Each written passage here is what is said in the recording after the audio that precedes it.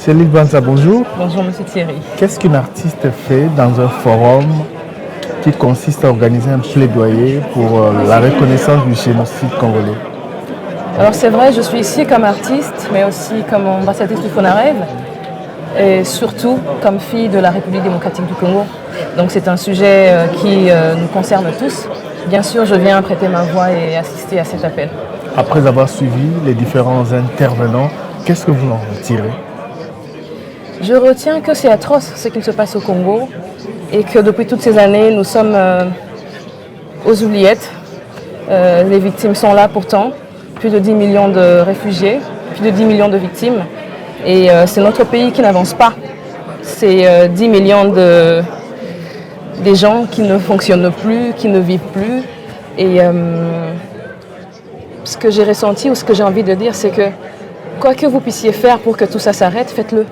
Que ce soit ici, à cet endroit, nous, Congolais qui sommes restés à Kinshasa, qui sommes ici, ou même nos frères et sœurs de toutes les autres nationalités, quoi que vous puissiez faire, faites-le parce que c'est horrible, il faut que ça s'arrête. Je vous ai vu avec votre guitare porter justement la voix à travers vos productions de ces victimes. Même en dehors du cadre du FONAREV dont vous êtes l'ambassadrice, à plusieurs, pour ne pas dire à chacune de vos productions, vous ne manquez pas de faire allusion à la situation qui se vit dans l'Est de la République démocratique du Congo. C'est vrai. On a entendu aujourd'hui deux narratifs. Entre d'une part celui des représentants de la RDC qui parlent des génocides et de l'autre des intervenants étrangers qui hésitent encore à utiliser ce terme. Qu'est-ce qui manque selon vous pour franchir le cap? Justement, je ne comprends pas. On a un problème de mots. Je ne sais pas, il faut combien de morts encore pour dire et affirmer qu'il y a effectivement génocide au Congo. Je ne sais pas si c'est quel groupe de personnes qui doivent s'asseoir aujourd'hui pour dire que oui, effectivement, il y a génocide au Congo. C'est pour ça qu'on parle aujourd'hui d'appropriation du génocide. D'abord, par nous-mêmes, parce que vous n'allez pas me contredire si je dis que je ne sais pas si c'est tous les Congolais aujourd'hui qui savent vraiment ce que c'est le génocide ou qui ont toutes les informations sur tout ce qui se passe depuis des décennies maintenant. Donc je pense que nous devons d'abord nous-mêmes porter, reconnaître et écouter, assister toutes ces victimes qui existent. Nous devons prendre notre place. Nous devons nous-mêmes accepter et reconnaître ces génocides avant d'attendre que les autres se décident sur quels mots ils vont donner à cette triste réalité.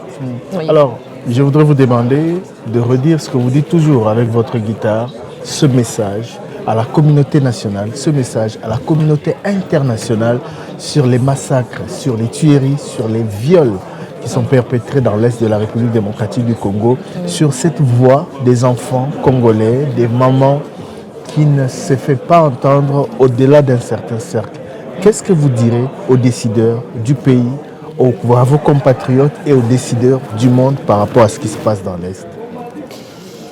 Je pense que tout le monde aujourd'hui arrive à recevoir les images de ces atrocités.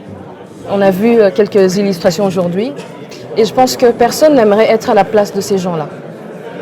Donc je ne vois pas comment on peut rester insensible face à cette réalité. Quand on entend ces victimes, quand on va vers eux, quand on vit un peu, juste quelques heures, leur réalité, on n'a pas les mots. Donc je ne pense pas que aujourd'hui, en 2025, qu'il y ait des gens qui hésitent encore ou qui restent insensibles. Donc faites tout ce qu'il faut. Je ne sais pas où vous êtes, où vous nous suivez, mais faites tout ce qu'il faut.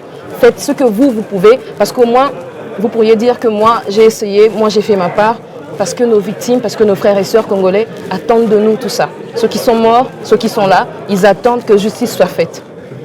Et que dire par rapport au travail que fait le FONAREV justement pour faire reconnaître cette cause si noble, si importante pour l'histoire de la RDC? C'est déjà très bien, c'est encouragé parce qu'il y a quelques années, ça n'existait pas. Et aujourd'hui, il y a toute cette structure qui existe pour les victimes. C'est un pas, ce n'est pas facile, mais moi je leur envoie beaucoup de courage et j'espère qu'ils vont arriver à rencontrer toutes les victimes qui existent en RDC, même ailleurs. Et aussi qu'ils arriveraient à pousser pour que justice soit rendue pour ceux qui sont partis et ceux qui sont encore là aujourd'hui. Merci Céline. Merci beaucoup, M. Thierry.